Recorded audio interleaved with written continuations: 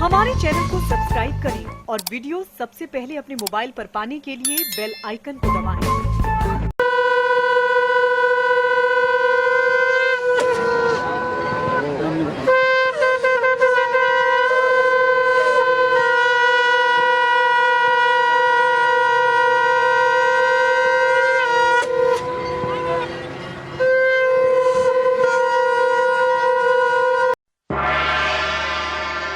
पूरी करेंगे, रुक जाइए विकास जी, मेरा समय है, समय मेरा है। राधे श्याम जी, आपको बात सुननी पड़ेगी। राधे श्याम जी, समय आपका है ही नहीं भाई साहब, समय आपका नहीं है। आपको बात सुननी पड़ेगी भाई। पहले नहीं जाती है जब के बीच में कांग्रेस ऐसा चुनाव के समय में आती है, कभी चुनाव से कांग्रेस आप वही 6 महीने वही रुख अख्तियार कर रहे हैं जो आपको जाना चाहिए। है। राधे श्याम जी, भैया आप एक मिनट सुनिए। बिहेव कर रहे हैं जैसे भाजपा करती है कि अगर नमस्कार, मैं हूं अनिल वर्मा शेखर। रात के 10 बजे है और ये समय है बिग बुलेटिन का। बिग बुलेटिन में आज भारतीय जनता पार्टी से विकास पांडे हैं, पार्टी के नगर अध्यक्ष हैं। अभिषेक बाथम है, पार्टी के जिला मंत्री हैं। समाजवादी पार्टी से अनिल मिश्रा जी हैं, मीडिया विभाग के चेयरमैन है। अनिल गंगवार जी वरिष्ठ नेता है और राधेश्याम। कांग्रेस से शुभम तिवारी, वो कांग्रेस के अध्यक्ष हैं। खालिद उस्मानी, ये पार्टी के अल्पसंख्यक विभाग के अध्यक्ष हैं। ये पैनल है आज की तारीख। जैसे जैसे समय गुजर रहा है, अब सारी तैयारियां, सारी रणनीति, सारे गठबंधन विधानसभा चुनाव को लेकर के होने वाले हैं, जो 7-8 महीने के बाद प्रस्तावित हैं, और उसको लेकर के गठबंधन बन रहे हैं, बयानबाजी चल रही है। और उसी में ये जो जिला पंचायत अध्यक्ष का चुनाव हो रहा है, इससे भी जोड़ा जा रहा है। आज कुछ चीज़ें हुई हैं, खास तौर से अखिलेश यादव जी का आज एक बयान आया है। उन्होंने इस चुनाव में, विधानसभा चुनाव में 350 सीटें जीतने का दावा किया है कि 350 सीटें समाजवादी पार्टी जीतेगी, ये दावा किया है। और खासतौर से समाजवादी पार्टी उत्साहित है इन पंचायत चुनावों के नतीजों को लेकर के। पंचायत चुनावों के जो नतीजे हैं, उसमें समाजवादी पार्टी को अच्छी बढ़त हासिल हुई है, और उन नतीजों के बाद से पार्टी में खासा उत्साह है। और इसी को देखते हुए अखिलेश यादव जी ने 350 सीटें जीतने का दावा किया है। और आज एक तरीके से चुनाव प्रचार पूरी तरीके से शुरू हो गया है। पार्टी ने एक जो टाइटल सॉन्ग है वो भी जारी किया है।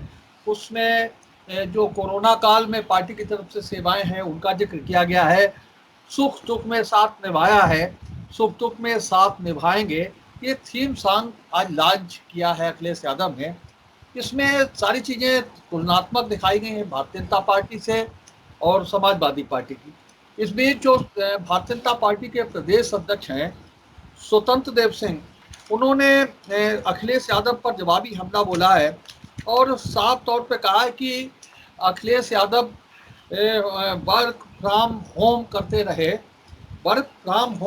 रहे, और ये सारा पूरे कोरोना टाइम, पूरे कोरोना काल में अखिलेश यादव का वर्क फ्रॉम होम चलता रहा।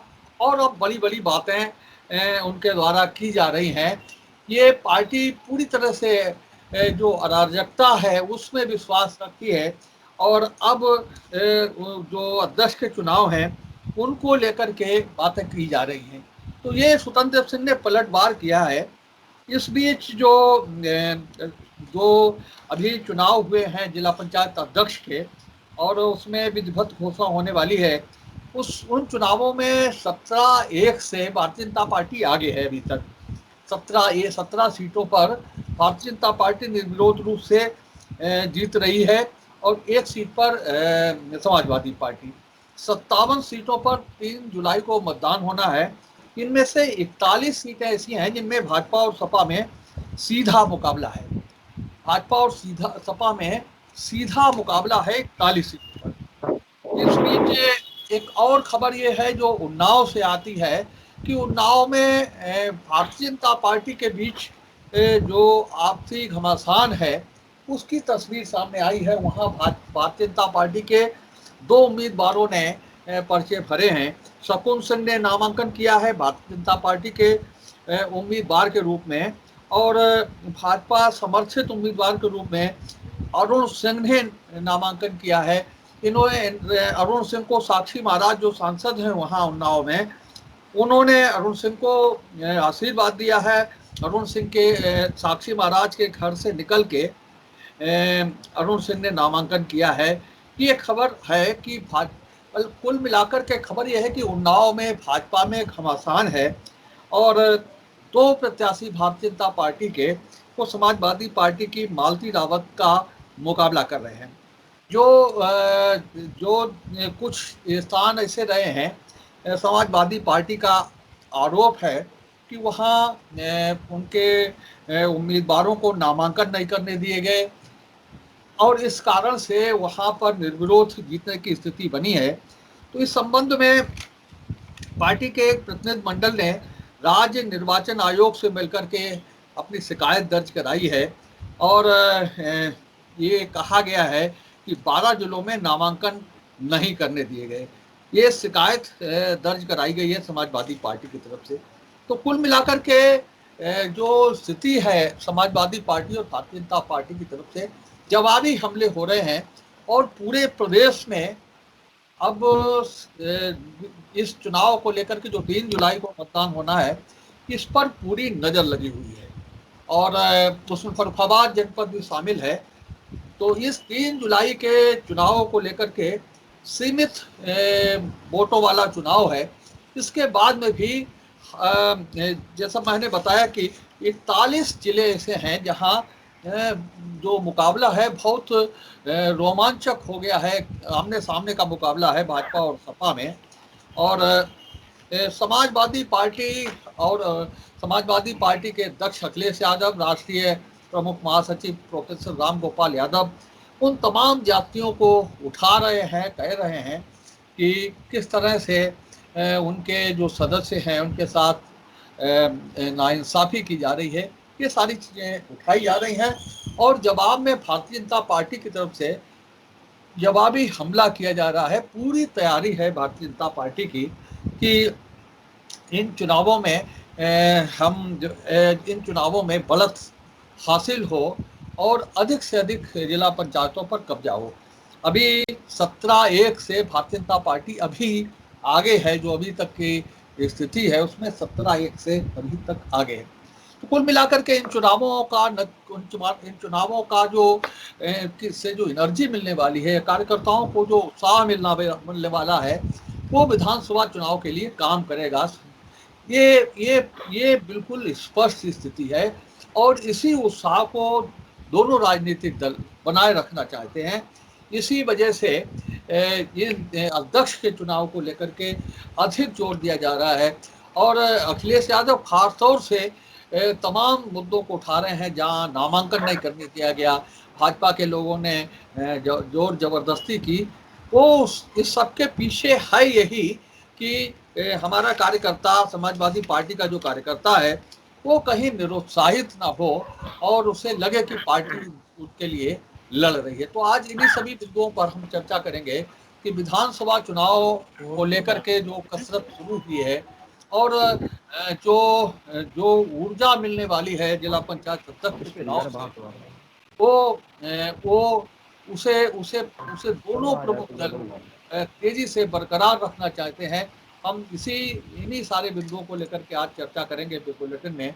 अनिल मिश्रा जी, क्या लग रहा है आपको कि विधानसभा चुनाव की जो तैयारी शुरू हो गई है वो इस अध्यक्ष के चुनाव के बाद और तेजी पकड़ेगी और जिस दल के कार्यकर्ताओं में उत्साह रहेगा वो 2022 के चुनाव में और अधिक उत्साह से और अधिक ताकत से लग सकेंगे? अनिल मिश्रा जी। शेखर जी, इससे पहले कि मैं डिबेट के मुख्य विषय पे आऊं, मैं एक छोटी सी बात कह दे रहा हूं यहाँ पे।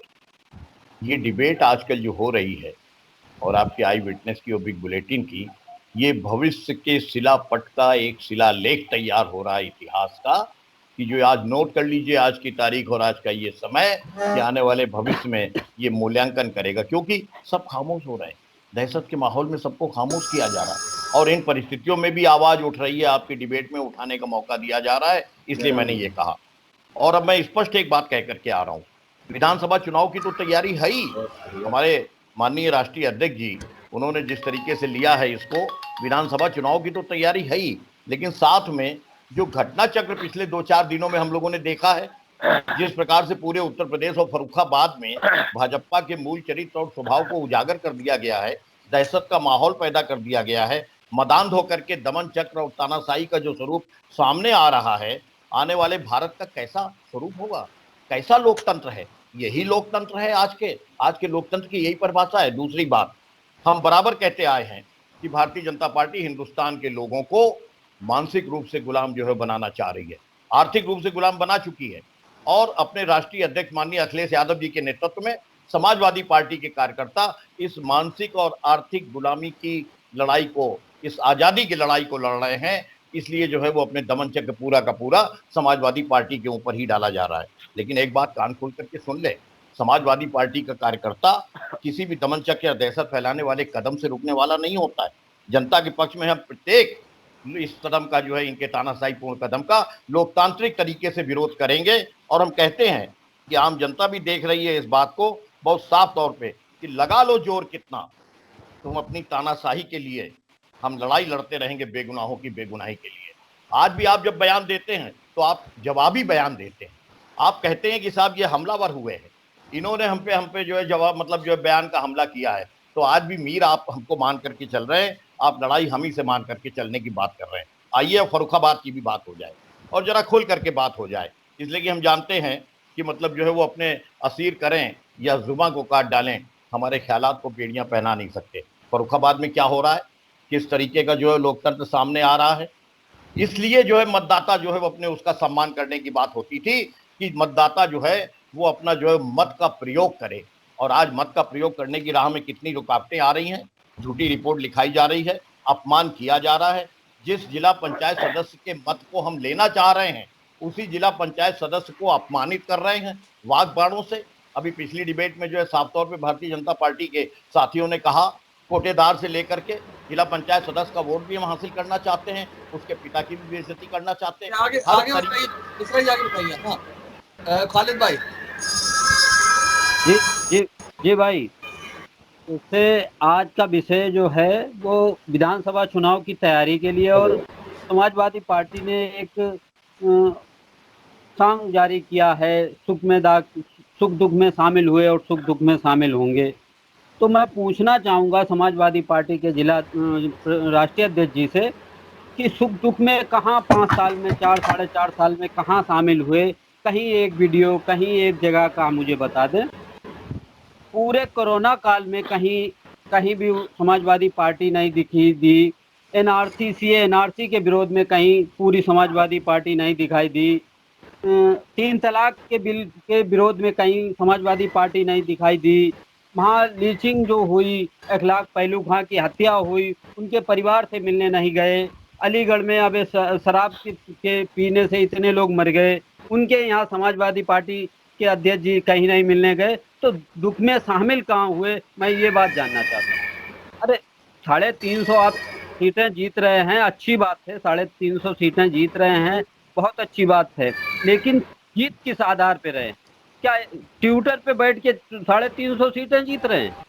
दूसरी बात, जो भारतीय जनता पार्टी दमन कर रही है, भारतीय जनता पार्टी दमन तो कर रही है, ये मैं भी मानता हूँ कि आज वो लोकतंत्र की हत्या कर रहे हैं, लोकतंत्र पूरी तरीके से खत्म कर दिया उन्होंने, लेकिन कहीं ना कहीं समाजवादी पार्टी भी उसके साथ है। क्या आपके मुरादाबाद में 4 विधायक, 2 सांसद, 12 जिला पंचायत सदस्य, क्या मजबूरी थी आप नामांकन करने नहीं गए? आपका जिला पंचायत मेंबर रिजवान अली वीडियो जारी करता है पूरी तरीके से और कहता है कि जिला अध्यक्ष ने हमारे पूरा गेम कर दिया, मुझे नहीं पर्चा दाखिल करने दिया। तो आपका जिला पंचायत मेंबर वीडियो जारी करके ये बात कह रहा है कि जिला अध्यक्ष ने जो है पूरा गेम कर दिया। तो कहीं ना कहीं समाजवादी पार्टी इस दमन में शामिल है। बाक ओवर दे दिया समाजवादी पार्टी ने पूरी तरीके से। इटावा की एक सीट के लिए।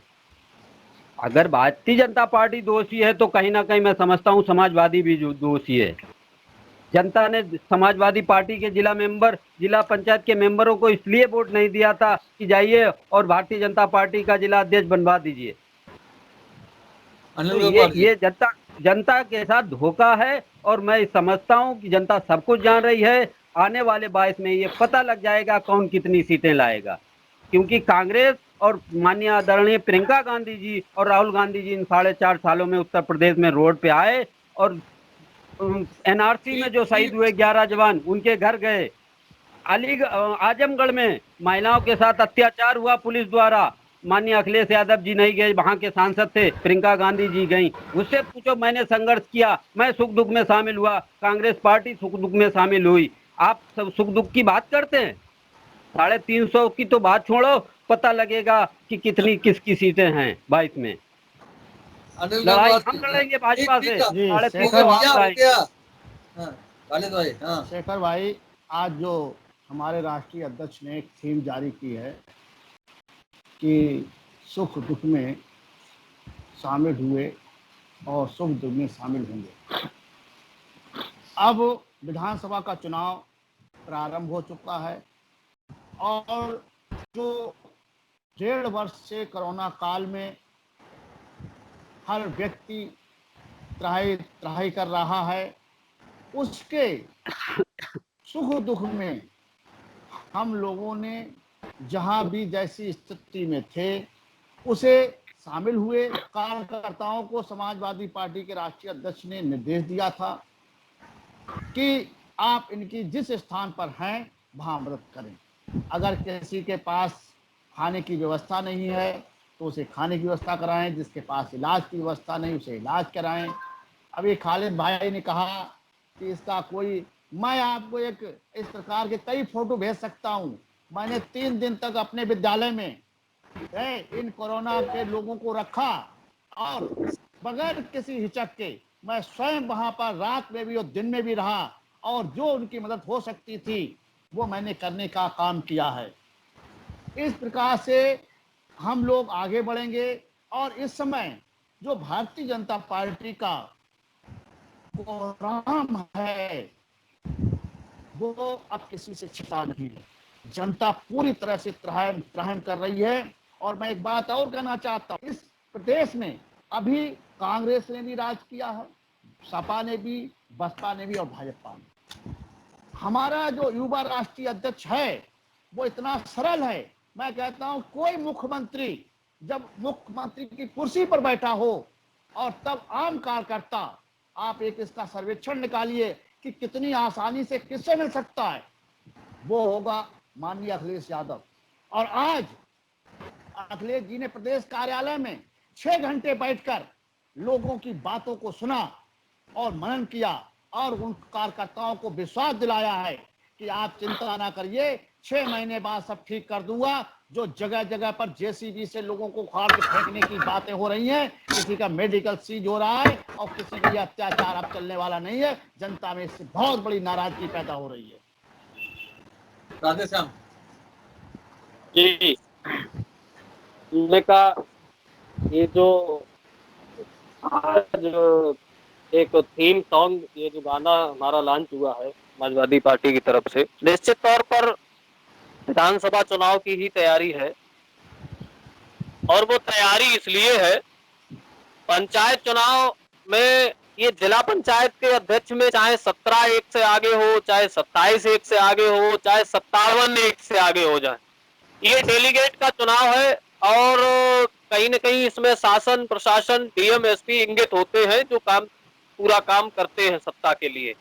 और उसमें आप नामांकन न करने दो, निरस्त कर दो, वोट निरस्त कर दो, पर्चा खारिज कर दो, इस तरह के काम सरकार द्वारा किए जाते हैं। लेकिन जनता ने सबसे अधिक मेंबर समाजवादी पार्टी को देकर ये सिद्ध कर दिया है कि वो समाजवादी पार्टी के पक्ष में है।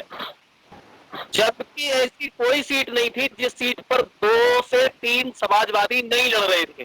समाजवादी विचारधारा के ही 2-3 लोग लड़ रहे थे हमारे यहाँ। भाजपा, आपने अभी भूमिका में एक शब्द बोला था कि भाजपा पूरी तौर से जवाब दे रही है। और माननीय प्रदेश अध्यक्ष भारतीय जनता पार्टी स्वतंत्र देव सिंह जी ने कहा है कि सपा अराजकता में विश्वास रखती है। हमें तो मतलब क्या बताया जाए, अब कुछ कह भी तो नहीं सकते हैं कि उल्टा चोर कोतवाल को डांटे। अराजकता क्या होती है ये हम लोग अब सीख रहे हैं। अराजकता तो हम कभी कर ही नहीं पाए। अराजकता किस तरह से की जाती है ये इस बार भाजपा ने सिखाया है हम लोगों को। किस तरह से गेट से बाहर निकाला जाता है प्रत्याशियों को पीट के, किस तरह से जिला पंचायत के सदस्यों के घर में जेसीबी चलवाई जाती है, किस तरह से बलात्कार के मुकदमे लिखाए जाते हैं, किस तरह से मेडिकल सीज होते हैं, किस तरह से क्या क्या होता है, ये सब सिखा रहे हैं आप हमें। तो निश्चित तौर पर अच्छा, जो कांग्रेस की तरफ से बड़ी बातें की गई तो हम चाहेंगे कि उन्हीं को जवाब दे दें। कहीं न कहीं जो अराजकता आज भारतीय जनता पार्टी कर रही है, अपने भूतकाल में उस अराजकता को कांग्रेस करके आई है। कांग्रेस अपना इतिहास उठा के देखे कि लोकतंत्र में चुनी हुई सरकारों को बर्खास्त किया इन लोगों ने, और ये लोकतंत्र में अपनी आस्था जता रहे हैं। आज लोकतंत्र की बात कर रहे हैं और कहीं मुकाबले में है ही नहीं। सीधा सीधा 41 सीटों पर समाजवादी पार्टी और भाजपा का मुकाबला है, कांग्रेस कहीं मुकाबले में भी नहीं है। अच्छा, बता रहे हमारे नेता सड़क पे उतरे फलाने से मिलने। अरे भैया, हमारे यहाँ प्रतिनिधि मंडल मिलने जाता है, हमारे यहाँ कार्यकर्ता है इतने ताकतवर कि वे लोगों की लड़ाई लड़ने में सक्षम है। आपके यहाँ कार्यकर्ता है ही नहीं, आपके तो नेता को ही आना पड़ता है सीधे सीधे। और आपके नेता तो कौन रोड पे उतरा भैया? एक दिन आए, रोड पे धक्के खाए, चले गए। मतलब क्या है यार? आए, पिकनिक मनाया, चले गए। फर्रुखाबाद में सलमान खुर्शीद जी का गृह क्षेत्र है। आप हमको बताइए, कोरोना काल में कितनी बार यहाँ आए, कितनी बार लोगों को भोजन मुहैया कराया, कितनी बार लोगों को जो है यहाँ संघर्ष किया, लोगों के लिए कितनी लड़ाई लड़ी। यहाँ क्या जुल्म जाती यहाँ फर्रुखाबाद में नहीं हुई पूरी 5 वर्ष में या 7 वर्ष में? तो कितनी बार लोगों को लेके गए एसपी कार्यालय, उनसे मिलने, उनका ज्ञापन दिलवाया, उनके एफआईआर पंजीकृत कराई, उनके घर पे मिलने गए। ये लोग चुनाव को व्यवसाय समझते हैं। 4.5 वर्ष के बाद आते हैं मदारी की तरह और अपना डमरू बजाते हैं, जो मिलता है उसको समेट के फिर दिल्ली लुटियंस दिल्ली में चले जाते हैं। तो निश्चित तौर पर समाजवादी पार्टी संघर्ष की पार्टी रही है और समाजवादी पार्टी ही भारतीय जनता पार्टी का मुकाबला करेगी। ये जनता भी देख रही है और समझ रही है। देखिए, उम्मीद करता हूं कि धैर्य पूर्वक मैंने सबकी बात सुनी, अब सब मेरी भी सुनेंगे। आज एक थीम सॉन्ग की बात हुई है। अच्छा सॉन्ग है, अच्छा गाना है, अच्छा भविष्य को लेके फोकस किया गया है उस पर। लेकिन उसकी जो लाइन है वो सुख दुख में साथ निभाया है। किसका? आजम खान साहब का। सुख दुख में साथ निभाएंगे किसका? उन प्रत्याशियों का जिनका नामांकन भी नहीं करा पाए। बड़ा अजीब सा थीम सॉन्ग है। इस थीम सॉन्ग के साथ कहीं ना कहीं एक बात और जुड़ती है। इससे पहले जब आपके ही शासनकाल की याद दिलाता हूं, कानपुर देहात की एक घटना थी जिसको उल्लेखित करते हुए संजीवा नाम के एक गायक ने सॉन्ग भी बड़ा पॉपुलर हुआ था, जिसके बोल शायद ऐसे थे, और समाजवादी पार्टी के हमारे युवा प्रवक्ता बैठे हैं, इन्होंने जरूर सुना होगा। जिसके बोल थे, ओ अखिलेश भैया, भूमाफियाओं ने तहसील वालों से मिलके मेरे खेत लिखाए लय हाय दैया। ये वो सॉन्ग था जिसने कहीं ना कहीं उस समय सपा की सरकार को पूरी तरीके से खोल के रख दिया था जनता के सामने। संजीवा ने उस घटना को, सॉन्ग को गाते वक्त बड़ा बड़ा हेडलाइन कोड किया था कि फला व्यक्ति की समस्या को मैं इंगित करा रहा हूं। शायद आपने वो भी सॉन्ग सुना होगा, और वो आपके शासन काल के दौरान ही आया था। लगभग 3 साल की आपकी सरकार हो चुकी थी तब वो सॉन्ग आया था। नहीं सुना हो तो जरूर सुनिएगा। तब दोनों को अगर बैलेंस करके बोलेंगे तब मैं सवाल पूछूंगा कि 350 सीटों की आप बात कर रहे हैं। उस थीम सॉन्ग को सुनने के बाद बताइएगा, क्या 350 सीटों की बात करना कहीं ऐसा ना हो? इसी तरह 350 सीटों की बात भाजपा ने भी बंगाल में करी थी। हुआ क्या? खेला हो गया था। तो ऐसा ना हो कि भारतीय जनता पार्टी से लड़ाई दिखाते दिखाते आपके अंदर की जो एक अंतर कलह है वो आपको 350 तो बहुत दूर की बात है, 100 के आसपास समेट दे। दूसरी बात कि कहीं ना कहीं आज देखिए एक स्थिति जो बीच में चुनाव की भी बात आई, जिला पंचायत के चुनाव को, तो एक राजनीतिक दृष्टिकोण और रखिए कि जो पार्टी सत्ता में होती है और विपक्षी अगर जिला पंचायत या सहकारिता में बैठता है तो वहां पर अविश्वास प्रस्ताव लाने का एक बड़ा खूबसूरत पहलू दिया हुआ है। होता है, हम लोग के यहाँ सहकारिता पलट गई थी, जिला पंचायत फर्कावाद की बच गई, लेकिन दोनों लोग को तो भारतीय जनता पार्टी और समाजवादी पार्टी दोनों की ये अंदर खाने चिंता रहेगी भविष्य में कि आखिर क्या होगा, क्योंकि जहां तक मैं देख रहा हूं अविश्वास प्रस्ताव जरूर आना चाहिए भविष्य में। वो आगे आगे जो है 2022 के बाद हम लोग को समझ में आ जाएगा। इसी के साथ शेखर जी ने बात करते करते भारतीय जनता पार्टी के उन्नाव की सीट की बात की, तो देखिए फर्रुखाबाद में भी 30 सीटों की जगह 60 सीटें लड़ाई थी भाजपा ने। अंजाम क्या हुआ वो हम लोगों के सामने है। मैं उस पर बहुत ज्यादा तो नहीं बोलूंगा क्योंकि कांग्रेस की बात अक्सर भाजपा को बहुत चुभ जाती है, तो वो अपने मुद्दे से घूम कर आकर हम पर प्रत्यक्ष वार करने लगेंगे, उसकी मुझे तकलीफ नहीं है। लेकिन मैं पूछना जरूर चाहूंगा कि पार्टी ने जिस प्रत्याशी को जब एक बेटी ने वहां कंप्लेंट करी कि इस प्रत्याशी के ऊपर बलात्कार का चार्ज लगा हुआ है और उसी के द्वारा लगाया गया था, उसकी जांच हुई, सब कुछ मामला चल रहा है, तो प्रत्याशी बदल दिया भाजपा ने।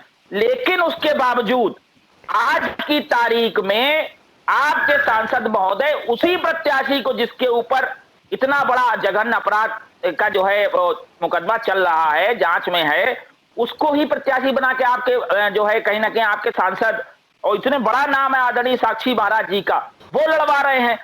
तो क्या जब आपके सांसद, आपके नेता, भारतीय जनता पार्टी के नेता स्वयं आपकी पार्टी की गाइडलाइन को फॉलो नहीं कर रहे हैं, तो क्या ये बात कहीं अनैतिकता वाली बात नहीं है? उसके बावजूद भारतीय जनता पार्टी के प्रदेश अध्यक्ष महोदय अराजकता शब्द बोलते हैं। तो साहब इससे बड़ी कौन सी अराजकता हो सकती है?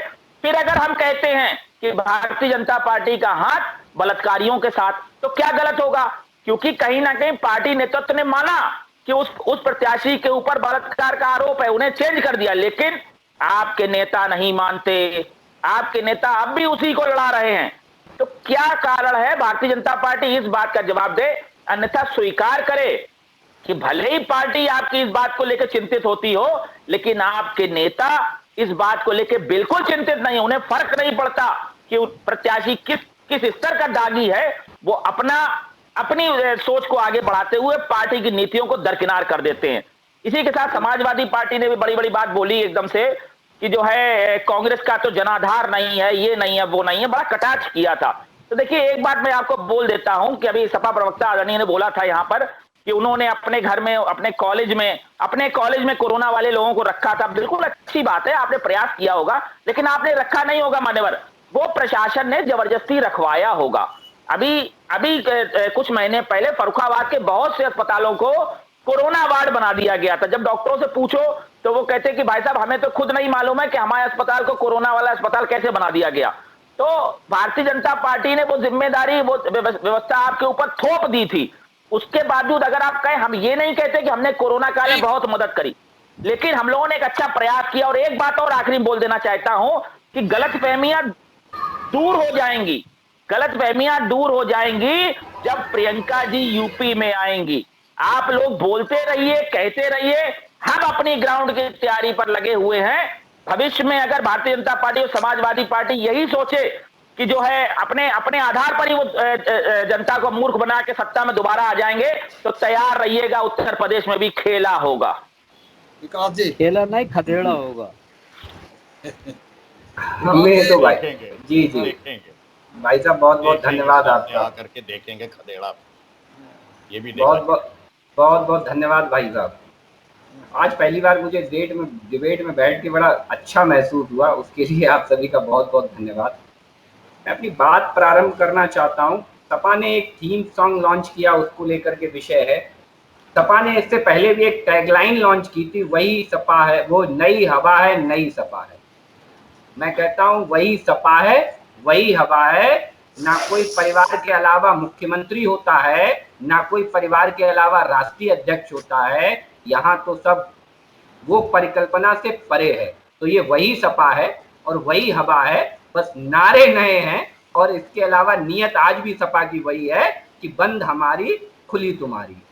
दूसरी चीज, सपा ने एक विषय और रखा था कि कोरोना काल में इन्होंने बड़े काम किए हैं, आप पत्रकार साथी हैं, आपकी याददाश्त भी बड़ी अच्छी रहती है। मैं बड़ी उत्सुकता से उस गाने को देखना चाहता हूं कि समाजवादी पार्टी के लोगों ने कहां-कहां कोरोना में काम किए हैं। तो मैं बिल्कुल ये देखना चाहूंगा। मुझे बड़ी उत्सुकता है कि मुझे वो दिखे कहीं ना कहीं काम समाजवादी पार्टी का, कि जैसे काम बोलता है वैसे ही, कहीं ऐसा तो नहीं है वैसे ही कोरोना में भी इनका काम बोल रहा हो कि केवल पिक्चर खिंचवाने तक ही वो काम सीमित रह गया हो। तीसरी चीज, परिवारवाद को लेकर के एक टिप्पणी आई। जैसे परिवारवाद की कीमत कांग्रेस ने चुकाई, वैसे ही परिवारवाद की कीमत सपा चुकाने जा रही है, क्योंकि ये तय है उत्तर प्रदेश जो देश ने फैसला किया है, वही उत्तर प्रदेश ने फैसला किया है कि हम परिवार के बंधुआ मजदूर नहीं है, ये देश किसी परिवार की जागीर नहीं है। ये उत्तर प्रदेश ने भी तय कर दिया है और ये देश ने भी तय कर दिया है, जो इस देश का है ये देश उसका है, किसी के परिवार की जागीर बन के ये देश अब रहने वाला नहीं है। और पार्टियां हो सकती हैं किसी परिवार की जागीर, लेकिन ये देश किसी के परिवार की जागीर नहीं है, ये पूरा उत्तर प्रदेश देखेगा। तीसरी चीज, मैं एक बात और कह दूं कि बड़े बड़े सॉन्ग आए तो मुझे भी एक सॉन्ग बड़ा मुझे याद आया, तो मैंने भी एक छोटा सा सॉन्ग लिखा है। हमारे अनिल ताऊ जी बैठे हुए हैं, वो मेरी इस छोटी सी चीज पे थोड़ा नजर डालेंगे। पापा कहते हैं बेटा नाम करेगा, बेटा कहता है कि उसका ही बेटा पार्टी संभाल सकेगा। यह है समाजवादी पार्टी, कि जहां यही तय है कि साहब मुलायम सिंह यादव के बेटे राष्ट्रीय अध्यक्ष होंगे और मुलायम या अखिलेश यादव के बेटे राष्ट्रीय अध्यक्ष होंगे। यहाँ कोई अनिल मिश्रा, कोई राधेश्याम राष्ट्रीय अध्यक्ष नहीं बन सकते, कभी मुख्यमंत्री नहीं बन सकते। ये नियति है समाजवादी पार्टी की और इसे मुझे लगता है कि सभी स्वीकार करते होंगे।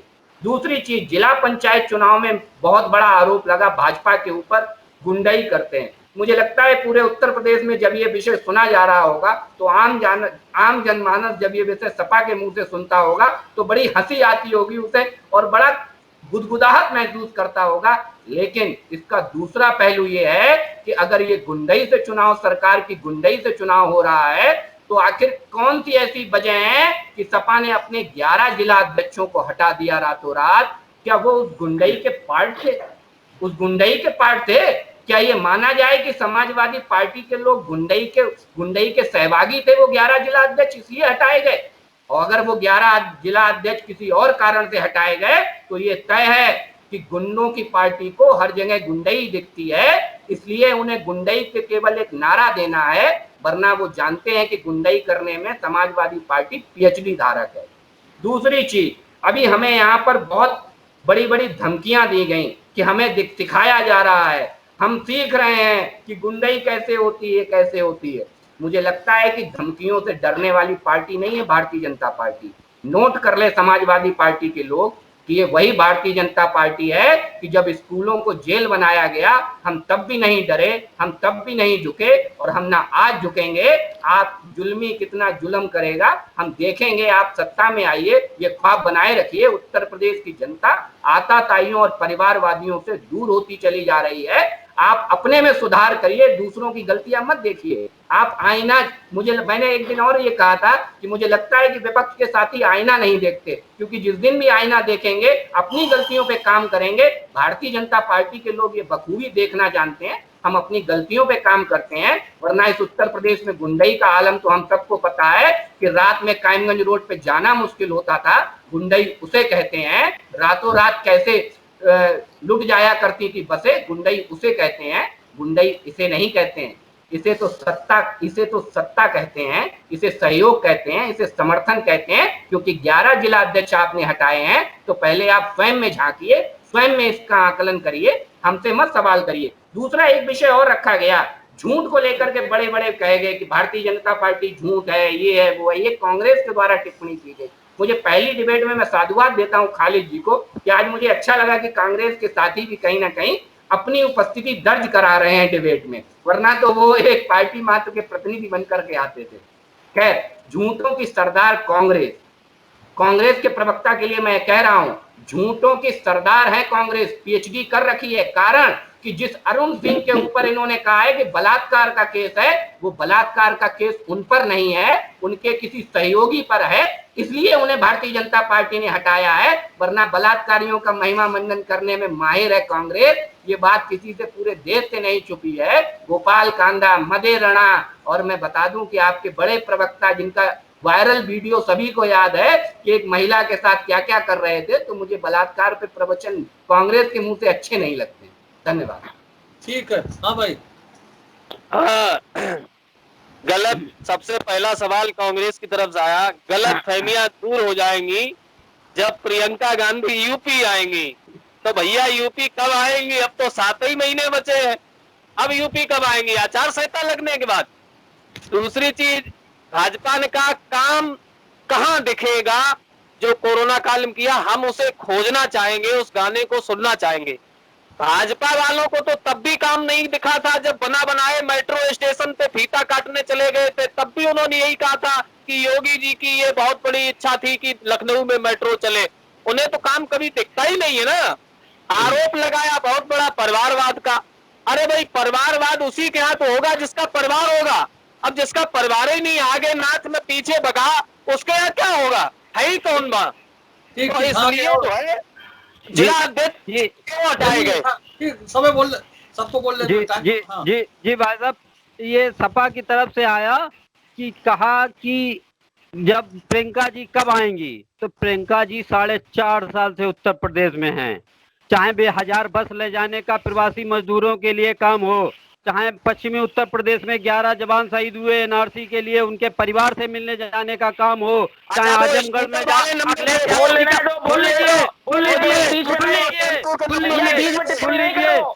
यादव जी का संसद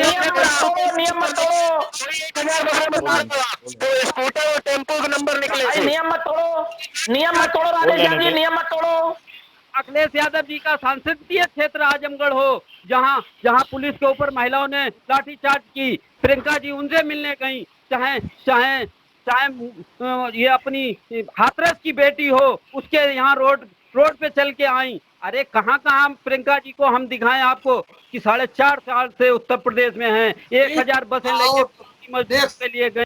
आप उत्तर प्रदेश में हो गई बात, पूरी हो गई। हाँ, ट्विटर पे आप मेहनत कर रहे हैं, ट्विटर पे दुख में शामिल हो रहे हैं।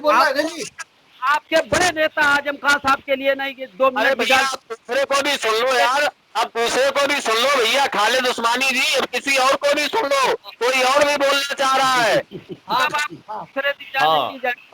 रुक जाओ यार खालिद, हाँ रुक जाओ।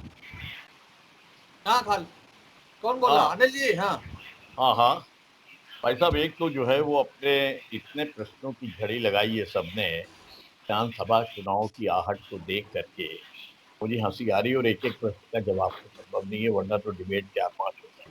हाँ, इतना जरूर है कि इसी से अंदाजा लगा लो कि आने वाले चुनाव की आहट महसूस की तुमने, और कांग्रेस पार्टी भी समाजवादी पार्टी से ही सवाल कर रही है, और भारतीय जनता पार्टी भी समाजवादी पार्टी से सवाल कर रही है। अपने मन के भीतरी कोने में आप दोनों स्वीकार कर चुके हो कि विकल्प जो है वो अपने भारतीय जनता पार्टी का केवल समाजवादी पार्टी है। और दूसरी बात ये कि सवाल कौन कर रहे हैं, मैं नाम नहीं लूंगा, लेकिन मैं एक बात जरूर कहूंगा कि वो हारे हुए लोग कर रहे हैं कि जो 30 जो है वो अपने जनता पार्टी की सदस्यता के 30 क्षेत्रों में जो चुनाव नहीं लड़ा पाए, केवल 13 जो है उम्मीदवार रख पाए, वो सवाल करने की बात कर रहे हैं समाजवादी पार्टी से। और एक और जो सवाल करूंगा कि जो पूछा जा रहा है कि आपने क्या किया, तो ये आपस में एक दूसरे के सवाल जवाब से जो है ये जनता नहीं बहकती है। जाओ होटलों पे चले जाओ, चौराहों पे चले जाओ, भीड़ वाली जगह पे चले जाओ, और वहां पे चले जाओ जहां किसानों और नौजवानों के बीच चले जाओ, और वहां पूछो जाकर के कि किसको विकल्प माना जा रहा है। भारतीय जनता पार्टी भी दहशत में है इस वक्त के ऊपर कि कहीं समाजवादी पार्टी विकल्प के रूप में ना आ जाए। बाद में बोलिएगा, अभी आपका एक सेकंड आखिरी सुन लीजिए, और सुन लीजिए जरा सा कि जिसे कहा जा रहा था कि गुंडई करते हैं, ठीक है, आप अपने जो है वो दिल को बहलाने को गालिब ख्याल अच्छा है, लेकिन प्रशासनिक स्तर को अपने हाथ में रख करके राजनीतिक और प्रशासनिक नई का सहारा लेकर के जिस तरीके का प्रदर्शन किया है पब्लिक देख रही है। कभी डिबेट जो है सवालों पे होने दीजिए खाली, आज डिबेट जो है इस बात की बहस पे हो रही है। अनिल गंगवार जी। हाँ अनिल जी, शेखर भाई, हाँ उन्नाव प्रकरण में जो अरुण कुमार सिंह हैं, उसे बीजेपी ने प्रत्याशी से खारिज कर दिया और वहां पर के जो सांसद महाराज हैं वो उसका साथ दे रहे हैं और वो हत्या में, उसके चाचा की हत्या में नाम दर्ज है। और सांसद जी के बारे में भी आपको पता है, ये कह रहे हमारे यहाँ रेप का मामला नहीं आ रहा, वो सांसद जी खुद जेल जा चुके रेप कांड में है? अब वो उसी का साथ दे रहे हैं। ये अनुशासनहीनता नहीं और क्या है? जो प्रत्याशी है उसका साथ नहीं दे रहे हैं। शुभम बोलो। देखिए, मैंने जो बात सुनी, आदरणीय समाजवादी पार्टी के वरिष्ठ प्रवक्ता हैं, उन्होंने बात बताई, तो मैं उन्हें विश्वास दिलाता हूं कि हाँ, हम जाएंगे, होटलों में भी जाएंगे, खेतों में भी जाएंगे, हर गांव के हर एक घर में भी जाएंगे और आपके थीम सॉन्ग के साथ आपकी ही सरकार का वो सॉन्ग भी चलाएंगे ताकि जागरूकता आनी चाहिए। वो स्थिति अलग है। देखिए राधेश्याम जी, अगर आप इस तरीके से बोलेंगे तो हम लगातार बोलेंगे। राधेश्याम जी पेशेंस रखिए, राधेश्याम जी पेशेंस रखिए। अरे मैं तो कह रहा हूँ, बीच में बोल देने से सारे मुझे सुन लिया जाए, थोड़ा दोनों प्रवक्ताओं से अनुरोध है, मुझे सुन लिया जाए, मुझे सुन लिया जाए भैया, दोनों प्रवक्ताओं से अनुरोध है, मुझे सुन लिया जाए। बात पूरी, दोनों प्रवक्ता मुझे भी सुन लें। कांग्रेस बात पूरी करेगी, रुक जाइए विकास जी, मेरा समय है, समय मेरा है। राधेश्याम जी आपको बात सुननी पड़ेगी। राधेश्याम जी, समय आपका है ही नहीं भाई साहब, समय आपका नहीं है। आपको बात सुनेगी भाई, पहले नहीं जाती है जब तक बीच में, कांग्रेस ऐसा चुनाव के समय में जाती है, कभी चुनाव वही वही रुख अख्तियार कर रहे हैं।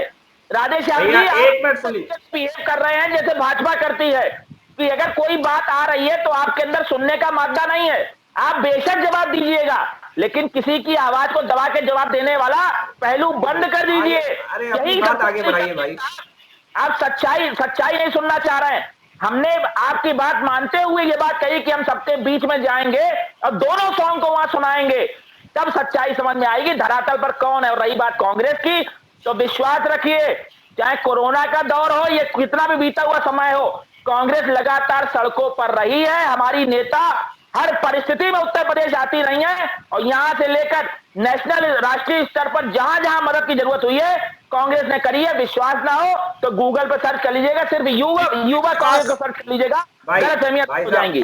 भाई साहब धन्यवाद। इस डिबेट के बीच में एक महत्वपूर्ण टॉपिक छूटा जा रहा था, देश की आधी आबादी। आपने बताया जैसा कि 17 लोग जो जीते हैं भारतीय जनता पार्टी के, उसमें 7 महिलाएं हैं, तो आप इससे अंदाजा लगा दे सकते हैं कि देश के आधी आबादी के प्रति हमारा नजरिया क्या है और हम कैसा आधी आबादी को लेके सोचते हैं। दूसरा, कांग्रेस सपा ने अपने काम को लेके बड़ी बातें की, सपा ने अपने काम को लेके बड़ी बातें की। एक आधा अधूरा एक्सप्रेस वे बनाया और उसे कन्नौज, एटा, इटावा घुमा के छोड़ दिया, जिसे समाजवादी पार्टी के लोग विकास कहते हैं, और एक स्टेशन से दूसरे स्टेशन तक ही मेट्रो बना पाए। आज उत्तर प्रदेश के 5 जिलों में मेट्रो चल रही हैं और आज उत्तर प्रदेश में 3 एक्सप्रेस वे बन रहे हैं। विकास इसे कहते हैं, वरना सैफई महोत्सव को विकास समझने वाले क्या जाने विकास की परिभाषा। सैफई महोत्सव को विकास कहने वाले क्या जाने विकास की परिभाषा। इनके लिए तो परिवार का विकास ही विकास है। समाजवादी पार्टी के लिए एक परिवार का विकास ही विकास मात्र है, इससे ज्यादा कुछ भी। चलिए, आज की बुलेटिन की बहस को यही समाप्त कर रहे हैं। कल हम फिर मिलेंगे एक नई बहस को लेकर के, एक नई डिबेट को लेकर के, एक नए विषय को लेकर के। आज की बहस में भाग लेने के लिए अनिल मिश्रा जी का, अनिल गंगवार जी का, विकास पांडे जी का, शुभम तिवारी का, राधेश्याम का और खालिद का बहुत बहुत धन्यवाद। कल फिर मिलते हैं इसी समय पर एक नए विषय को लेकर, एक नई बहस को लेकर के। तब तक के लिए इजाजत दीजिए। शुभ रात्रि। शुभ रात्रि, सभी को प्रणाम मेरा। उम्मीद है आपको हमारा ये वीडियो, ये खबर पसंद आई होगी। आप इसे लाइक करिए, अपने दोस्तों के साथ शेयर करिए और हमारे चैनल को सब्सक्राइब करिए। साथ ही पास में बना घंटी वाला आइकन जरूर दबा दीजिए ताकि आप हमारी नई खबरों से निरंतर अपडेट होते रहें। यही निवेदन आपसे है।